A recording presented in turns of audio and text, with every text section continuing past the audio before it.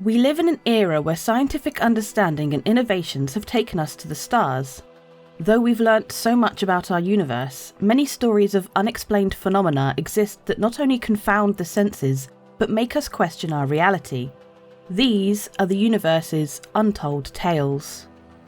Pyro is an unforgiving system where life is constantly under threat from intense solar flares. First visited in 2493 by a nav jumper sent by mining company Pyrotechnic Amalgamated, the expense of overcoming the system's unforgiving conditions bankrupted the business in 2563. Some analysts argued this outcome was predictable because of the company's overly aggressive expansion plan, but others have come to believe failure was written in the stars and prophesied by a mysterious force known as the Prophet of Pyro.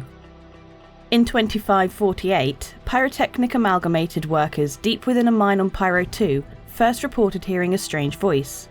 Site supervisors didn't give the stories much weight until some workers refused to enter that mine, claiming the voice kept whispering, "Leave or be crushed."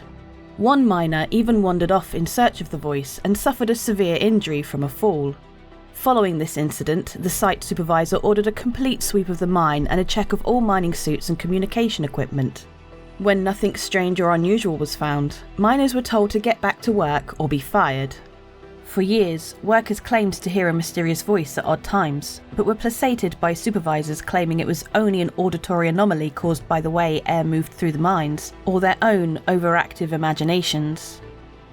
These incidents are the first recorded encounters with the Prophet of Pyro, claims Kiana Richards, an independent investigative journalist with an intriguing new theory about the Prophet.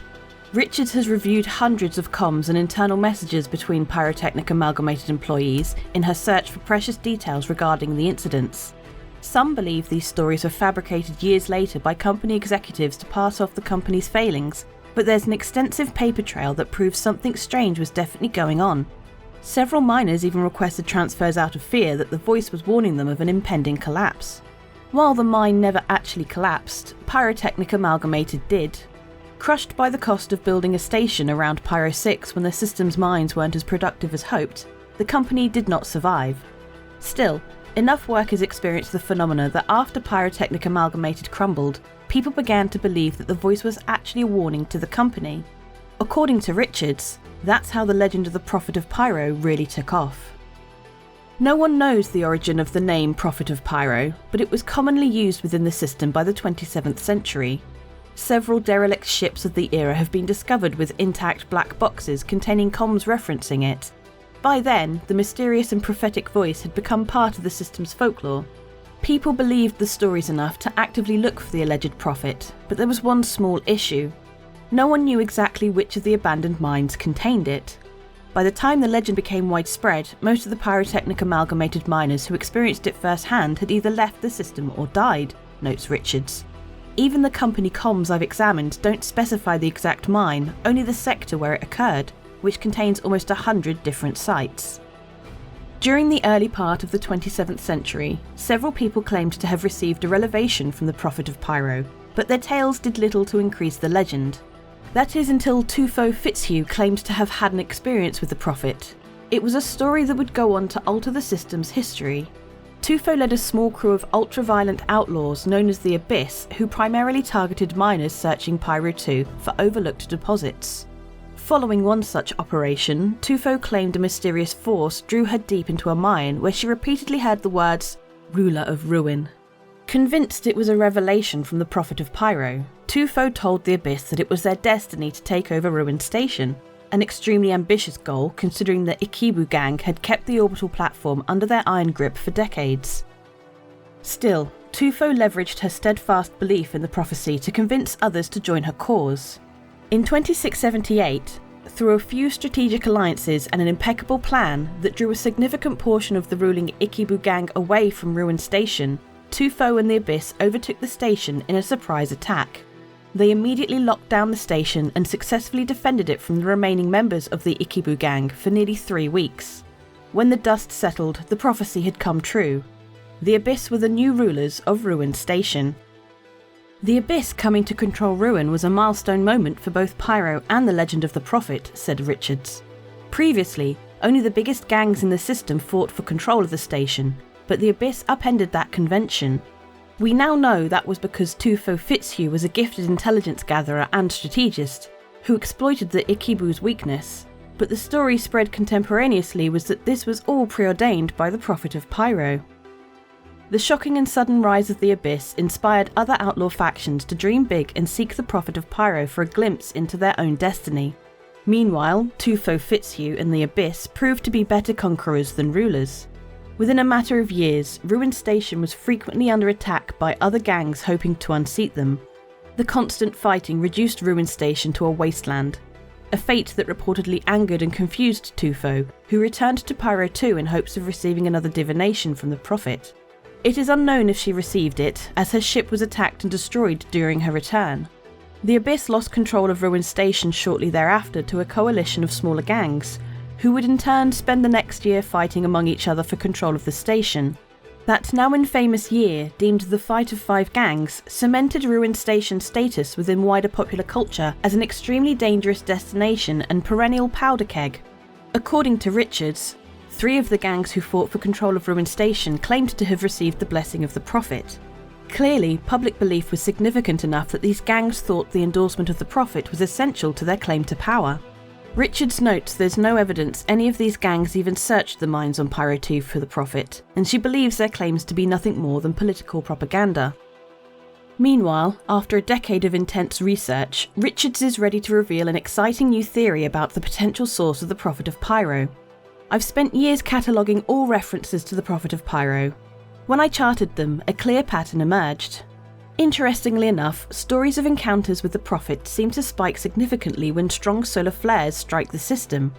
Richards' research showed intense solar flares hit the system when Pyrotechnic Amalgamated miners first heard the voice, and occurred again in 2678 when Tufo Fitzhugh claimed to have experienced her revelation. Is it merely coincidence or a potential key to unlocking the mystery behind the Prophet? Richards admits she wasn't the first to ponder this connection.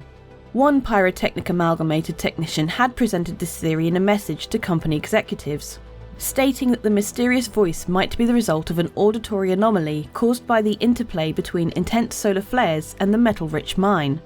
Richards uncovered the exchange during her research, but her initial inspiration came from a more modern source. It started when I was researching the fire rats for an article on the behaviours of cult-like gangs.